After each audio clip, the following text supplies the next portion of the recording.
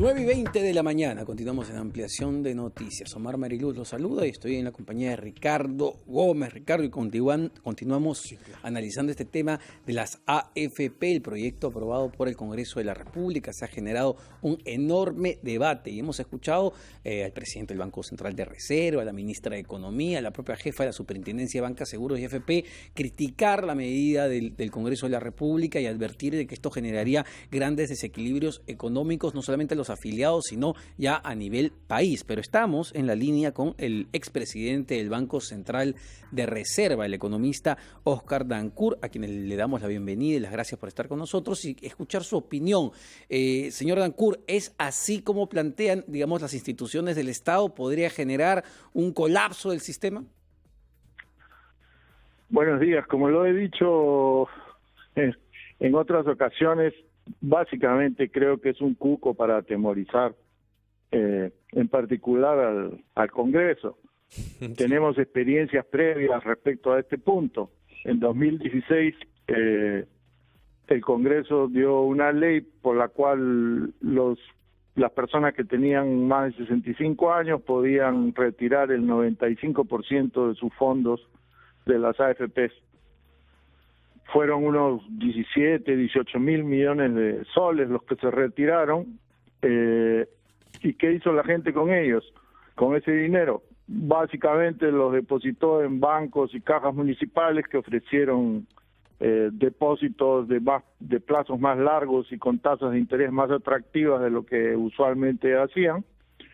Alguna gente compró algo, digamos, sacó su dinero de la AFP, compró un carro usado para usarlo como taxi y le pagó al dueño del carro usado. ¿Y qué hizo el dueño del carro usado con la plata? Bueno, la volvió a depositar en el sistema financiero.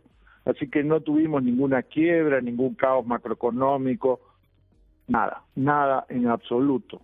Ahora, ese es un problema del sistema, ¿no? Efectivamente, la poca competencia que hay. Tenemos 4 administradoras, 4 AFPs y realmente uno se pregunta, oye, mi plata no estaría mejor trabajada en una cuenta a plazo, en otro tipo de inversiones. Es realmente un tema que muchos trabajadores se preguntan. Bueno, hay varias opciones. Una de ellas es simplemente que exista más competencia de otras instituciones del sistema financiero. Bancos, cajas municipales podrían ofrecer depósitos, así como ofrecen CTS, apropiados para competir con los depósitos o con los fondos de las AFPs. Eso introduciría mucho más competencia.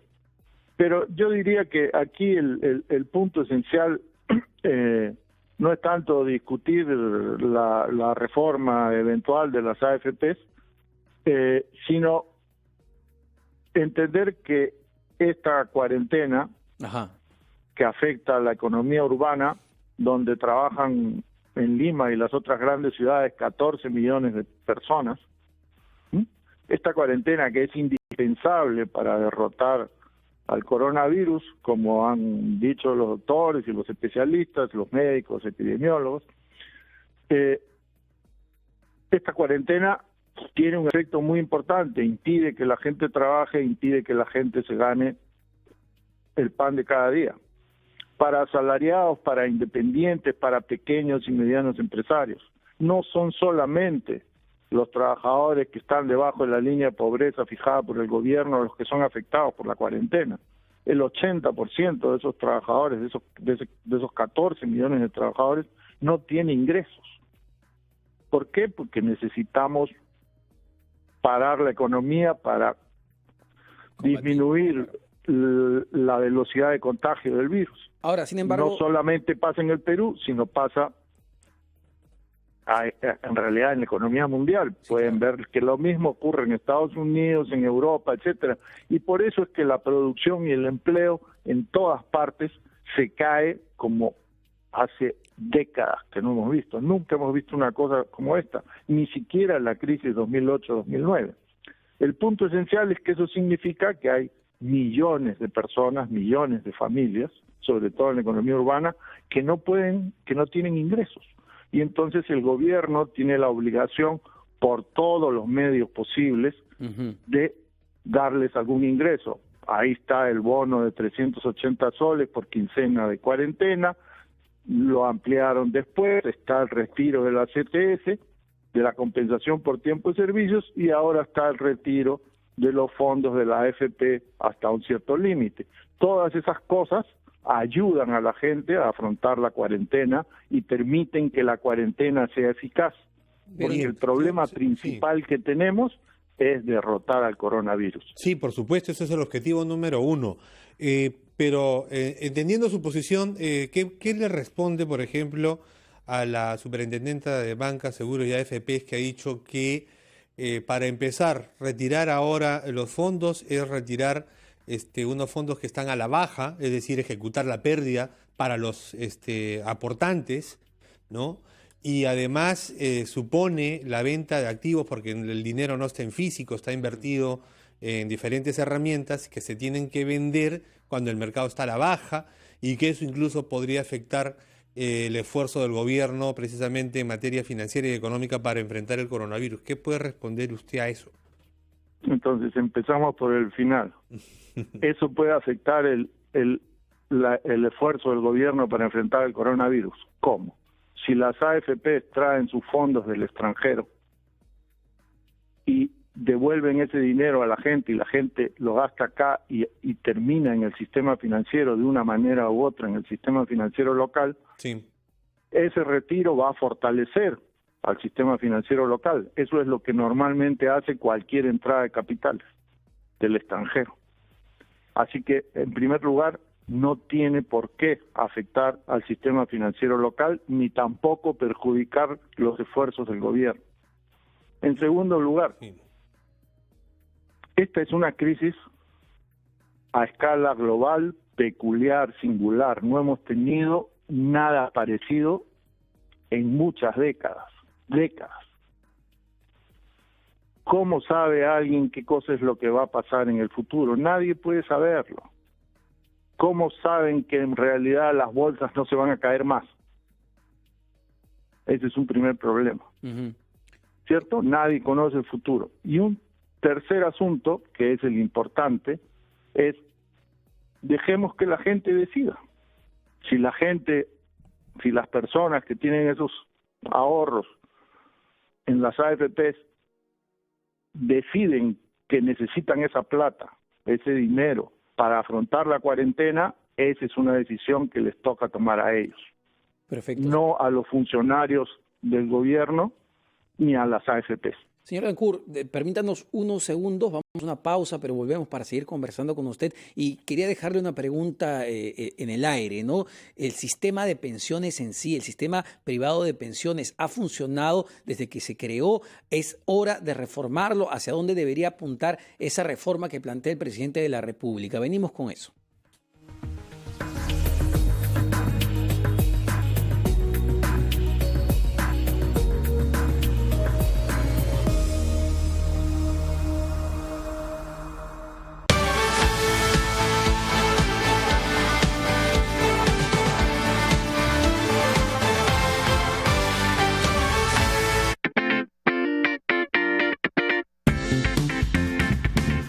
Hola, soy Walter Eizaguirre y hoy quiero hablarles sobre gastar y ahorrar.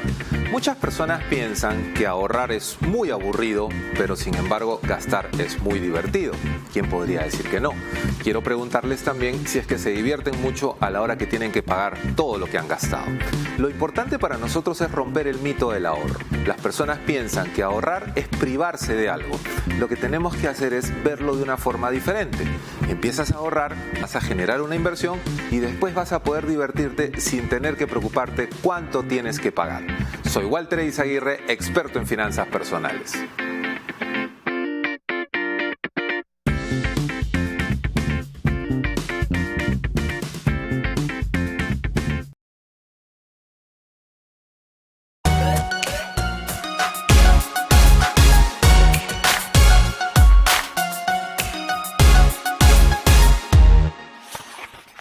Hola, ¿qué tal? Soy Yanela Neira y uno de mis libros favoritos es uno que leí hace mucho tiempo, pero creo que todavía está entre mis tops, que es Informe sobre la ceguera, de Saramago.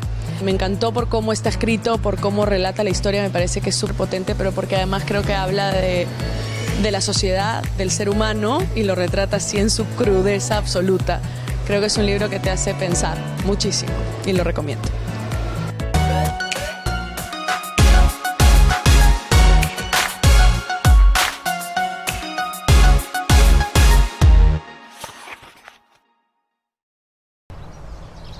Radio Oxígeno.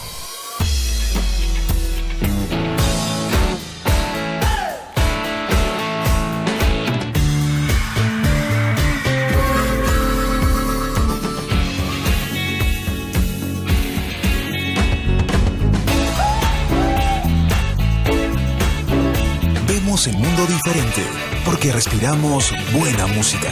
Radio Oxígeno en Lima 102.1. Disfruta la mejor colección de novelas clásicas en audio ahora en RPP Player. Entra a rpp.p, busca mi novela favorita, dale clic y listo. 15 obras de la literatura clásica con los comentarios del premio Nobel Mario Vargas Llosa. Mi novela favorita. RPP Player. Pon el tiempo en tus manos. El presidente Martín Vizcarra anunció que la inmovilización social obligatoria será hasta el 12 de abril. Y esa medida ha modificado ciertas condiciones en las restricciones que teníamos para poder trasladarnos por las ciudades. ¿Sabes cuáles son? Aquí te lo contamos. Hasta la fecha son más de 33.000 personas que han sido detenidas por infringir las medidas tomadas por el gobierno. Es por esta razón que el horario de inmovilización social obligatoria inicia a las 6 de la tarde y termina a las 5 de la mañana. Excepto en Tumbes, Piura, Lambayeque, La Libertad y Loreto, regiones con el mayor número de infractores en el país. En estas provincias el horario empieza a las 4 de la tarde. También se han modificado las sanciones para las personas que no cumplan con la inmovilización social obligatoria. Ingresarán al registro informático de incumplimiento, una base de datos del Ministerio del Interior con información de las personas que no cumplen con el mandato de emergencia. Luego, el Ministerio Público solicitará al Poder Judicial que inicie un proceso inmediato para las personas que aparezcan en el registro. Este sistema comenzó a funcionar desde el 27 de marzo. En la mayoría de los casos, este proceso podría culminar con una sentencia condenatoria, con el pago de una reparación civil y con la generación de antecedentes penales y judiciales. Según el Decreto Supremo sobre el estado de emergencia, pueden circular las 24 horas del día los trabajadores y vehículos de empresas dedicados a actividades como alimentos, medicinas, combustibles, servicios funerarios, de saneamiento, de energía y personal de medios de comunicación. Pero necesitan portar 3 documentos: DNI, una identificación del centro de trabajo al que pertenecen y el pase personal laboral. ¿Sabes cómo tramitar este nuevo pase? Ingresa a la web oficial del gobierno y completa un formulario con información como el RUC de la empresa, correo electrónico institucional, horario de trabajo. En el caso de las personas que se dedican al cuidado de adultos mayores, niños o personas vulnerables, deberán consignar los datos del empleador. Debes tener en cuenta que el pase personal laboral se tiene que renovar cada 48 horas y recuerda utilizarlo con mucha responsabilidad. Soy Tatiana Alemán y te lo conté así de claro.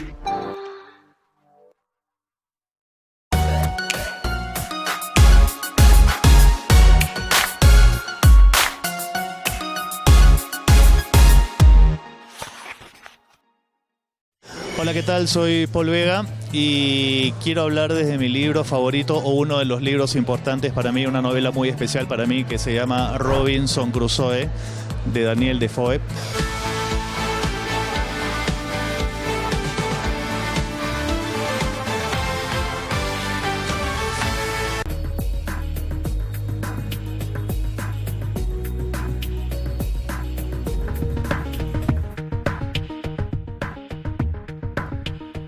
Son las 9 de la mañana con 34 minutos. Omar, tomamos contacto con las calles de Lima. Estamos conectados con Helen Meniz. Helen Meniz está en San Miguel. ¿Qué está pasando por allá, Helen? Buenos días, bienvenida. Gracias, buenos días, directo en directo. Desde hace una hora aproximadamente se lleva a cabo un operativo en San Miguel para verificar que se cumple el aislamiento social obligatorio. Según indicó el presidente Martín Vizcarra, domingo no sale nadie, ni hombres ni mujeres. Sin embargo, en este distrito hasta el momento hay 10 intervenidos, todos del sexo masculino. Entre ellos 2 eran repartidores de gas, un ciclista y un caballero a pie que señaló que salía de la casa de su madre en dirección a la suya. Son distintas justificaciones que dan ante las autoridades. Sin embargo, ninguno cuenta con salvoconducto, por lo que serán trasladados a la comisaría del distrito y se les abrirá un proceso penal. Según lo anunció el jefe de Estado, este es el correcto procedimiento ante las personas que no cumplan con la cuarentena. Además, hay que señalar que este operativo es en conjunto con la Gerencia de Fiscalización y Control del municipio, personal de serenazgo y también efectivos policiales. Directo en directo, RPP Noticias. Muchas gracias, Helen, por esta información. Así que ya saben, señores, por favor, quédense en casa si no tienen que salir, no tienen que realizar una de las labores esenciales. Hoy domingo no salen ni varones ni mujeres. Pero continuamos conversando con el expresidente del Banco Central de Reserva, el economista Oscar Dancourt, sobre este proyecto aprobado ya por el Congreso de la República que permite retirar el 25% de los fondos de pensiones hasta un límite de 3 UIT o 12.900 soles. Sin embargo, yo le había dejado planteada la pregunta al señor Dancourt sobre la necesidad de una reforma del sistema en su conjunto público y privado. ¿Hacia dónde debería apuntar esa reforma, señor Dancourt? Eso es un tema muy importante. Creo que hay que discutirlo. Pero yo quisiera enfatizar que ese es un tema del futuro. Ajá. Para cuando acabe la cuarentena y la economía se reactive. Y ahora tenemos el problema de cómo las familias afrontan esta cuarentena. Yo creo que la razón principal detrás de la violación de la cuarentena es una razón económica. La gente necesita ingresos. Y no es cierto que todos lo tienen, o tampoco es cierto que solo las familias pobres no lo tienen. Hay familias con ingresos superiores a la línea de pobreza que tampoco tienen ingresos. Entonces, para concretar, yo diría que lo importante ahora es que el Ejecutivo promulgue rápidamente la ley que ha aprobado el Congreso para que esos fondos puedan llegar a las personas que los necesitan ahora, aquí y ahora. Es verdad que tenemos que discutir la reforma de las AFPs, pero hay una prioridad, hay una jerarquía en las cuestiones que son más o menos importantes que tenemos que discutir ahora. Y yo diría que ahora el punto esencial es que la cuarentena sea eficaz. Ahora, inmediatamente después de eso, tenemos que discutir cómo vamos a reactivar la economía. La experiencia de la cuarentena en el Perú, en la economía peruana, en la economía norteamericana, en Europa, es que la cuarentena provoca una recesión y un desempleo enormes que no hemos visto ni siquiera en la crisis de 2008-2009. Ese era el tema que quería comentar con usted, porque revisábamos esta semana algunos datos que ya publicó Ipsos y señalaba que 1 de cada 4 trabajadores en el país de empresas formales o informales ha perdido ya su empleo. Muchos otros, señor Dancourt, han sido enviados a su casa sin recibir un ingreso, sin goce de haberes. ¿Cuán dramática puede ser la situación para el trabajador peruano? Ese es un problema crucial. Primero, el dato que tenemos es el de Ipsos. Ajá. Es una encuesta nacional urbana, o sea, no solo es Lima, sino Lima y las principales ciudades, y el 25% de los encuestados dice que ha perdido su trabajo. No sabemos si son independientes o asalariados. El asunto es que no tienen trabajo y no tienen ingresos. Después regresamos sobre esto porque esa encuesta de Ipsos también tiene datos sobre este último asunto. Sí. Pero ese 25%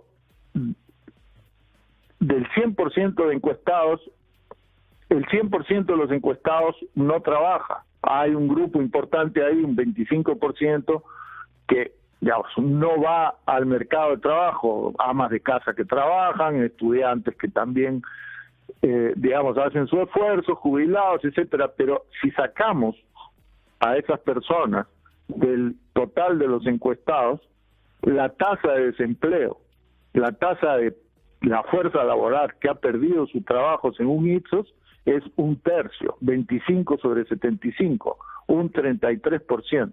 Wow. Quiero poner este dato en perspectiva. Normalmente la tasa de desempleo medida por el INEI para digamos un espacio geográfico similar, Lima y las grandes ciudades, la economía urbana, no llega al 7% ni al 8%. Así que estamos hablando de una tasa de desempleo, si confiamos en los datos de Ipsos, que me parece que son, digamos, los más actuales porque la encuesta ha sido aplicada durante la cuarentena. Estamos hablando de una tasa de desempleo 4 veces superior a la normal, al promedio que tenemos registrado. Entonces, ese es un punto esencial. Y el otro punto esencial es que, bueno, dicho sea de paso, esta pérdida de trabajo es mucho mayor en los estratos de bajos ingresos, en los estratos C, D y E, mucho mayor, más del 33%. En el estrato D y E, que representa un 40% de la población de la encuesta, es casi 50%, casi la mitad de esas personas entrevistadas que pertenecen al nivel de ingresos más bajo de la encuesta de Ipsos, casi la mitad han perdido su trabajo. Así que el problema es grave, sumamente grave, y representa la enorme caída de la producción que vamos a ver después en las cifras del INEI. Ahora, último asunto, solo para terminar la descripción de la situación. Ipsos también pregunta por si tienen o no tienen dinero para afrontar la cuarentena. Exacto. El promedio está encima del 30%, el 30%, 30 de cada 100 dicen que no tienen dinero para afrontar la cuarentena. Algunos que han acumulado un poco, digamos, de alimentos, y otros que no han acumulado nada de alimentos. Pero entre los dos grupos suman 34%. Y en el estrato D, el estrato de más bajos ingresos, esas personas suman casi la mitad. Así que realmente la situación es grave. Claro, no tienen trabajo y no tienen ingresos. Y en ese sentido... Y tampoco tienen refrigeradores y alacenas llenas de alimentos. Eso. Y entonces, en ese es un problema grave. Claro, yo quería tenemos que resolverlo. ¿Qué opina de las medidas que está tomando el Ministerio de Economía, este fondo de 30.000 millones de soles que prestarían los bancos o el sistema financiero a tasas preferenciales, sobre todo a microempresarios, 314.000 microempresarios, 350.000 empresas en total? ¿Es suficiente? ¿Va a ayudar? Es un esfuerzo enorme, entiendo.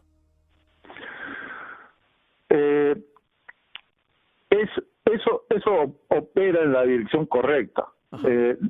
No solo las familias se quedan sin ingresos, porque no trabajan, también las empresas se quedan sin ventas. Claro. Y como las familias tienen gastos que afrontar, ¿sí? Y entonces esto es vamos a llamarlo así, un salvavidas financiero. El Banco Central le presta dinero a los bancos comerciales, espero que también a las cajas municipales, y cajas municipales y bancos prestan dinero a las familias y a las empresas en particular. Yo creo que eso es eso está actuando en la dirección correcta, pero hay que tener en cuenta que eso va a demorar un poco. Ajá. Mientras se organiza. Este aparato es un aparato complejo de organizar, y entonces una medida que es más inmediata y que puede llegar directamente y que se ha empezado a hacer porque el gobierno también ha empezado a actuar en esa dirección, es que se aplacen los pagos de impuestos, los pagos de cargas sociales que tienen las empresas, de salud, AFPs, etcétera, por un plazo prudencial, que podrían ser pues 2, 3, 4 trimestres, y eso otorga un alivio inmediato a las empresas. ¿cierto? Entonces, en esta dirección, en la dirección de darle más ingresos a las familias y darle dinero, liquidez a las empresas, en particular a las pequeñas y medianas, en ambas direcciones el gobierno ha estado actuando, ¿sí? Y a mí me parece bien.